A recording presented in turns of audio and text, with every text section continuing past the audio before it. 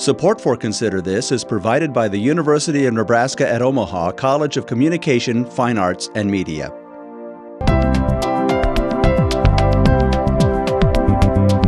Consider This, a program of issues and information behind today's news. Everybody has that dream of having a house, a car, a family. That costs a lot of money. I just really want to be able to stand out there, keep my family safe, be very stable. If you don't have a financial plan, you can't plan your future out. I'm 17 now, I'll be 18, so I'll be out the house and trying to live my own life. So, it's very important that you learn how to balance a checkbook, and how to manage your field of life so that way you can know how to live when you get older. I think it is important to learn finances when you're young, because then when you grow up, it'll be way easier to go out and say, today I think I'll make some money by investing. People think that teenagers don't really need to understand, but I can vote next year in the next election. You learn how to navigate your money. You learn how to spend your money, and you learn how to save your money. I save a lot more now. I realize what I want and what I need are two completely different things, and I only focus on what I need at that moment. Hi everyone, I'm Kathy Wyatt. Welcome to this week's edition of Consider This. Our topic, financial literacy. Joining us to talk more about it are Lauren DeGroot, an Associate Advisor for Sequent Planning, Jamie Wagner, Professor of Economics and Director of the Center of Economic Education at UNO, and Tom Dickey, Career Education and Technology Supervisor for Omaha South High School. Welcome to all of you. Thank you for being here. Thank you. Thanks for having us. Lauren, I want to start with you by setting the stage here a little bit. What is the average retirement age? We have to be very careful when it comes to talking about averages, simply because sometimes averages can be misleading, and people can apply what we would consider averages to their own situation when everyone's circumstances are very unique. So with that being said, it's best to really focus on different factors that most people would take into consideration when determining when may be the appropriate time to retire. Some of those factors are like Social Security and any kind of retirement income stream, like Social Security or pension. So we start with those, and then we look at are those going to supplement their retirement income stream? And if not, then they're going to have to start drawing from their investments. And so with the combination of the two, it's important to just really understand if those will supplement their retirement income stream. And then it's just a matter of determining are there other outside factors that may impact that, like a long-term care event? If they end up having a long-term care event, will they be able to withdraw the amount of money from their investments and sustain their lifestyle in retirement? If we have a financial crisis again, will that again impact their ability to sustain the things that they want to do in retirement? So give us an idea in terms of how prepared people really are. I'd ask you about the average retiree and painting a picture, but I mean, in your opinion, are people, and this is going to seem obvious, as well prepared as they should be, and is there a stat or something to support that? Sure. So there's been a lot of academic research done around the topic, and unfortunately, only half of Americans have even saved for retirement. So when we look at our own practice and some of the clients that we work with middle to upper middle income individuals, and the majority of our clients have saved anywhere between $300,000 to about $1.5 million in different investment vehicles like 401ks, IRAs, Roth IRAs. The majority of our clients have also either paid off their mortgage or they're pretty close to having it paid off. They have very little to no debt. And for them, they're just trying to navigate all these different decisions. How do I harvest from all these different accounts that I've saved in, and how do I do that in the most tax efficient manner? Yeah, and I think some folks are doing a pretty good job of trying to plan for retirement, but it's that long-term care piece that comes into play. So they could be sitting across from an advisor who says, you're in pretty good shape here as we look down the road. But then the question that I would have is, have you factored long-term care, that incident? Because the majority of folks are going to need some form of long-term care. So talk about that from where you're sitting. Sure. When people find out that, there's an event and now it's going to cost them. Mm-hmm. So I've done a lot of long-term care seminars all across the country, and the first question I ask is, how many of you know somebody that's had an experience with, having a long-term care event? And the whole room raises their hand. So we all know that there's a significant need. Then it's a matter of what impact does that need have on your financial plan. And for many people, that's the most significant risk that they face in retirement. And if they don't plan ahead, it can be very devastating, both financially and to the family as well. Yeah, Jamie, one of the things that I'm hearing here that I really like is that whole idea of opening up the dialogue. That's half the battle. I don't know of too many people who would just flock to Lauren's door and say, here, I want to just dump my life story out for you so that we can kind of sort through it. That's one of the barriers I think that we run into. So before we talk about that, what is your definition of financial literacy? So, and that's a really great question, and there's really not one strict definition, but there's a lot of definitions that kind of piece together around this idea of being not only financially literate, but also being able to use that financial literacy to make really good decisions.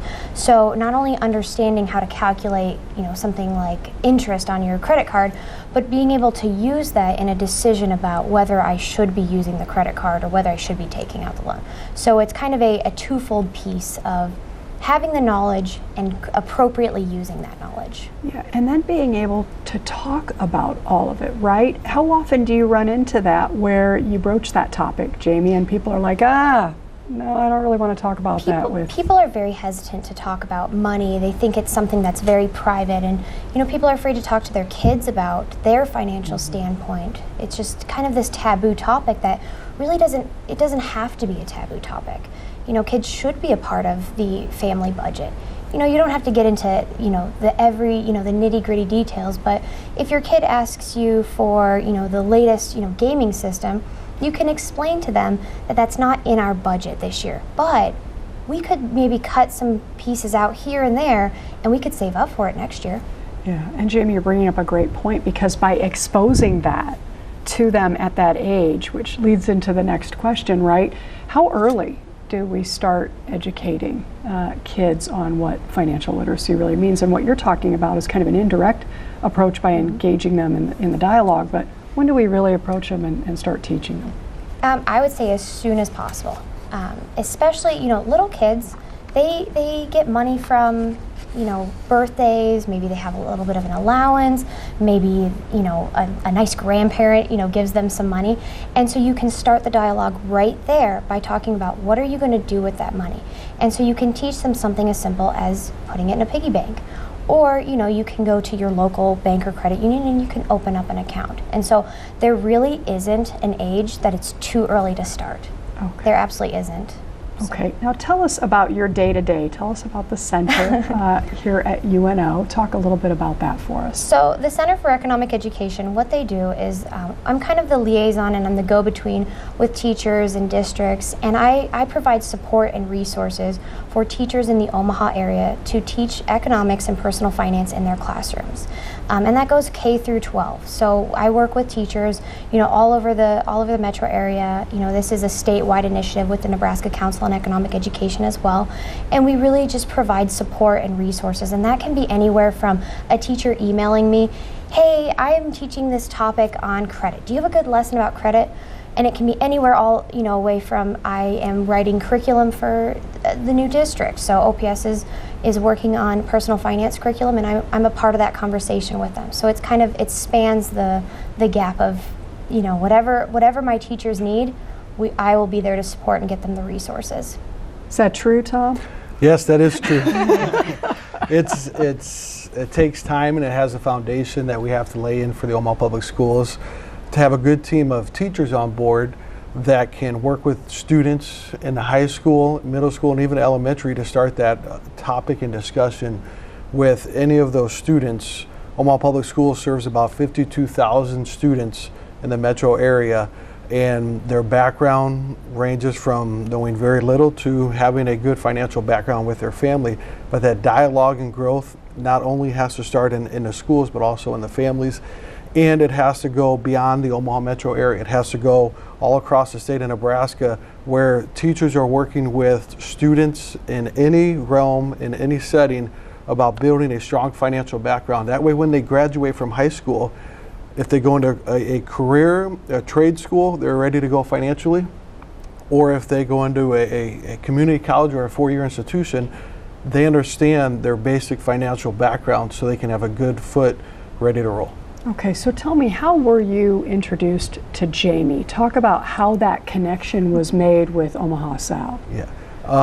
About 4 or 5 years ago, we had an opportunity to work with the University of Nebraska Omaha College of Business Administration to build a connection of continued financial topics that goes from the high school setting straight into the college. And that is where we were able to break the barrier and show those students that financial topics in career education do not stop when they graduate from high school. They have a flow straight into the university. In Omaha, it was the University of Nebraska at Omaha, but all across the state, whether it's in Kearney, whether it's in Scottsbluff, there's community colleges, will help build that transition, because when students graduate from high school, they're going to go on to college and they need to understand what the loan values are, how they're going to pay that back, how they're going to survive on their grants or their scholarships, or some students might have to work. So therefore, they're going to need that money and a financial background to know how they're going to manage their monthly income. So Tom, let's go ground level here. So let's go back to when you really started doing all of this with the students. Paint a picture for us of the environment that you tried to create to get them to be open, right, to learning this type of thing, and what it was exactly that you were teaching, and then we'll talk about how they reacted. My background actually comes in mathematics, and then I also worked for a financial institution in Omaha to gain some firsthand experience with business and finance. And then I had an opportunity to work with youth in a high school setting to teach them exactly what we're talking about right now, financial literacy, in a 2-year program. That first time I introduced the topic, a lot of students had barriers of, I don't want to talk about money, I can't talk to my parents about it because we don't have that open dialogue. I have no money. There's no way in the world I'm going to become debt-free because we haven't had money my entire life. Those are probably the same topics that I still hear today. This past fall, we were working with a high school class with a team of teachers that I have at Omaha South, and we heard the topic of, there's no way that I'm going to get out of this financial debt, or there's no way I'm going to have an investment power because, one, I don't have the education, or two, I just don't have the financial resources. That is being broken by working with those students 2 or 3 years consistently, having dialogue, and working with businesses in a financial community.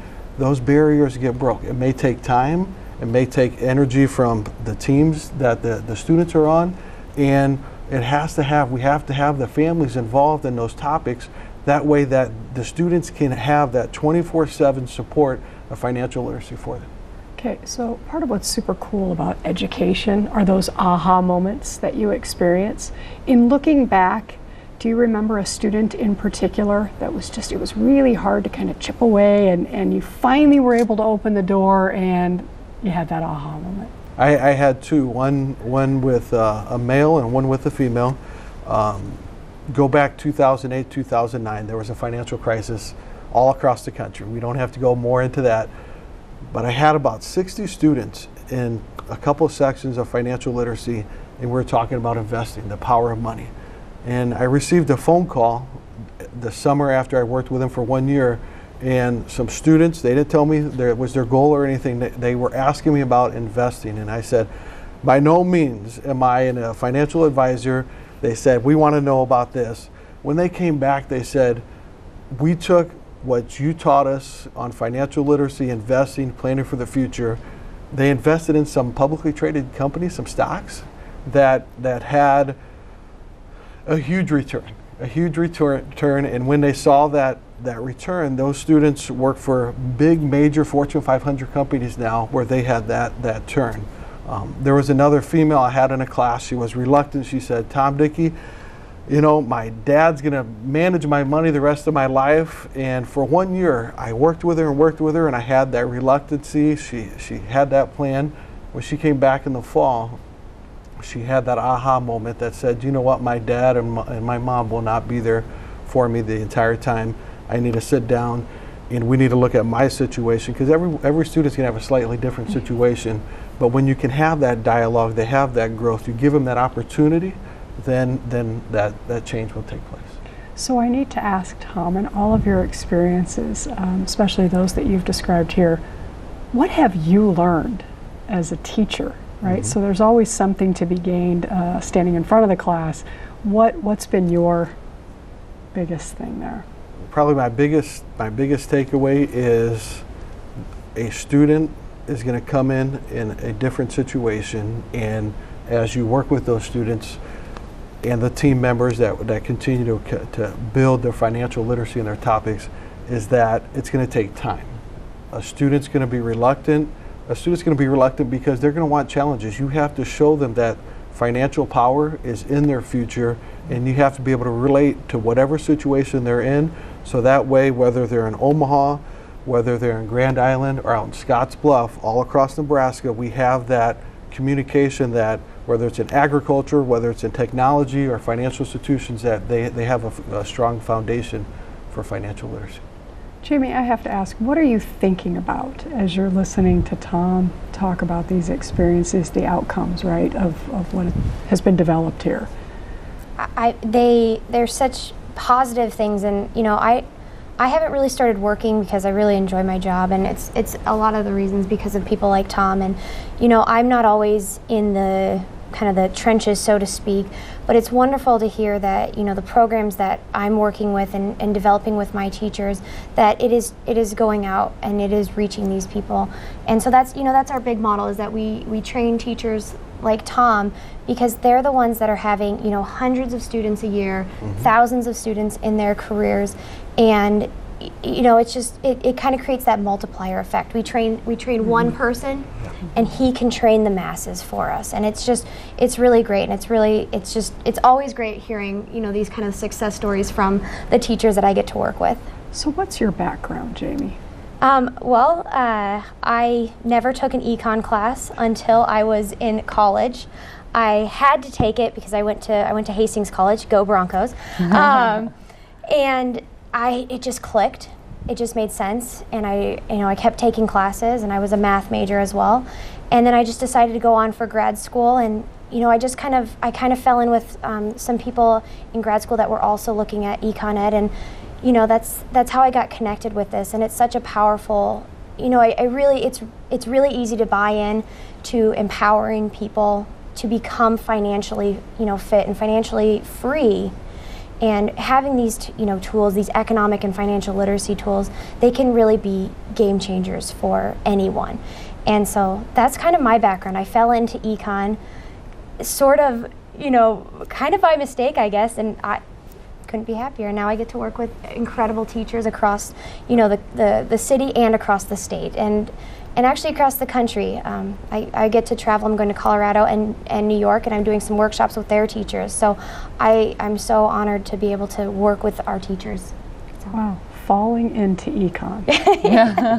Wow, okay. Yeah. So in addition to all the wonderful things that you have inspired at Omaha South, you're obviously reaching out, as you've said, to so many other schools, right? Talk about some of the programs that we might not even think about. I know banking, you know, setting up a little bank. I mean, talk to us about some of the things that you are doing outside of all the great things going on at Omaha South. So I stepped into my role, and my predecessor, Marilyn Reiser, who she's an incredible woman. She started these programs a long time ago. I think back in 2001 was the first one, and she started partnering with, I believe, Wells Fargo at Conestoga Elementary School. And so what the in-school savings program is that it's a partnership with the center and the college, and with the bank and the school. And we create actual banks or credit unions in the schools where fifth graders are tellers, and they go through an interview process. They have to learn how to, you know, take the money and count the money and, you know, fill out the deposit slips. And they're taking real money from about second through fifth graders, and they're teaching them how to save, and they're, you know, it's an active bank. Tomorrow, actually, I have the Outstanding Teller event where we'll be taking in all the 5th graders from the area, and we'll be honoring them for a wonderful year and thanking them for their service. And the goal of the program is to train our young kids to be lifelong savers and to start that habit. We have another really incredible program that the Nebraska Council on Economic Education, which is the statewide initiative for financial literacy and economic education, they've partnered with the treasurer, and they've started this finance challenge. And so students across the state, we've had 200 and some teams of 4 across the state. They compete on an online finance challenge. And the top 5 in each district, Omaha, Lincoln, and then the greater Nebraska, which will be, I believe, in Kearney this year. The top 5 come and they get a fictitious family. They have to do research about, their financial background. We give them some information, and they have to basically present to judges as if they were financial planners. Now, the top teams in the state win some big, big money. And that is thank you to the treasurer. Top team in the state wins every person on the team wins a $2,000 nest account. Second place in the state wins a $1,000 nest account, and then third place gets a $500 nest account. So these are our top-notch students giving sound financial advice. And we have financial planners that should be taking some notes while they're giving these presentations. They're spectacular. So that will be Saturday, April 16th, are our state finals this year. And then the top team will then compete nationally. Wow, in the spirit of the topic for today, we're talking about investments and some other things, but the foundational piece, right, is a budget. Yes. And if you go out and talk to people, and I don't ever ask for a show of hands, how many folks have a budget? Just keep it to yourselves. If we talk about that, and Jamie, I briefly want you to address that, because I think at any age, it's important to know what's coming in and what's going out. And there will be some people who tell you, I don't have enough to have it matter. And Jamie, your response to those people is what? That's not true. I'm sure Lauren could attest to this. Your job might be a little bit easier if people would have a budget and would have a working budget. And I think people hear, budget, and they hear the B word, where, it's not a good word. But a budget isn't a constricting device. It's a powerful device. I teach my students, you need to put saving into your budget. You don't save your leftover money. You pay yourself first. And keeping those in. You can budget in clothes. A budget doesn't say you can't go shopping. A budget doesn't say I can't go out to eat with my significant other. It doesn't say that. What you're doing is you're just putting your money, and you're putting it in a plan. And in your budget should be retirement. And at any age, as early as possible, they should be starting to save for retirement. And budgeting is incredibly powerful, and it's an important planning tool that will help alleviate a lot of the stress that Americans face. A lot of people are stressed about money. I'm sure you get a lot of stressed people coming in. You have stressed students that are stressed about the money that they have. I know for an inner city school district that has students with very low income at Omaha South, we're at 90% free or reduced lunch, a huge population. And just to teach that population that the financial institutions, the markets are stable. There's measures in place that will not drive this country to bankruptcy. And to communicate that to them and their families and their parents is a huge stress for them. But once they see that, then they start making their financial plan. And that plan might change. Look at those goals with your children or your students, so that way you can measure that success at the end. And then the cool part as a teacher, and as I work with my team members and my staff, in 10 or 15 years when those students come back to our school, they're gonna say, hey, I have this financial stability because you broke that barrier. Yeah. And I'm gonna be working for these big businesses or a small business to have that financial stability so I can do what I want in the future. Yeah, I think, Lauren, people get to a point where they think, when should I go in and talk with someone like you? Is it a certain amount of money? Is it a certain job? I mean, at what point do they need to pick up the phone to call? The earlier, the better. Yeah. You'll never hear someone say, I should have waited. It's like the earlier, the better. And we specialize in retirement planning, so most people we're working with are 55 plus, but there's a variety of different financial planners out there that work with people in different demographics. You get people that specialize in helping families that are just getting started. You have people that specialize in working with business owners or families that have special needs children. So the earlier you start saving, the better, and the more knowledge you have, the better equipped you are to make good financial decisions. So I applaud you guys for what you're doing in our community, because by the time they get to me, they know it all already, right?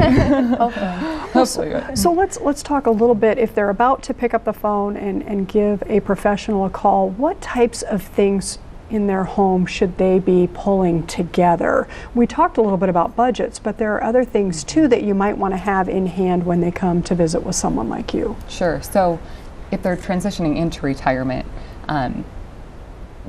I mentioned earlier about Social Security, and that's really the foundation that we build our retirement income plans around. So we'll want to look at the Social Security statements. If they have a pension, we'll want to look at some different pension options that they may have to help them do an analysis and determine, does it make sense for them to do a life-only pension or maybe a life with a survivor benefit if they have a spouse. Sometimes a lump sum may make some sense.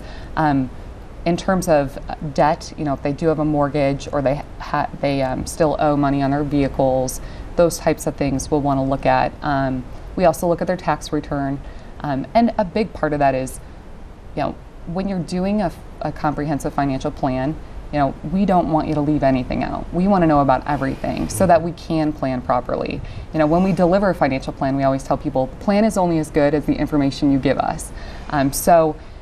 Investment statements, that's key as well. We want to look at how they're invested because every decision is really interrelated with other decisions. So for instance, with Social Security, let's say they're going to retire at age 62, but they're not going to collect their Social Security benefit till they're 66.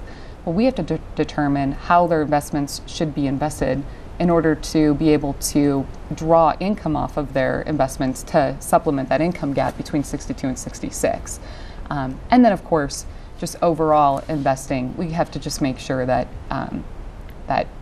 they're not invested more aggressively than they're comfortable with. Right. And then there's also risk capacity. How much risk do they have to take to achieve their retirement goals? Everybody's different. It's every situation is different. We need to look at it as such. I want to put a graphic up real briefly for people who are wanting more information about today's program. FinancialLiteracyMonth.com, SequentPlanning.com, and then ECEDweb.unomaha.edu.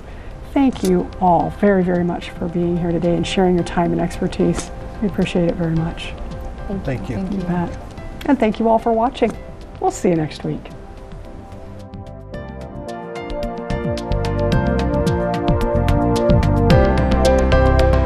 Consider This is an issues and information program produced by UNO Television. More information can be found at unotv.unomaha.edu. If you'd like to share your comments about this show, call UNO TV at 402-554-2516 during regular business hours, or email us at considerthis@tvmail.unomaha.edu.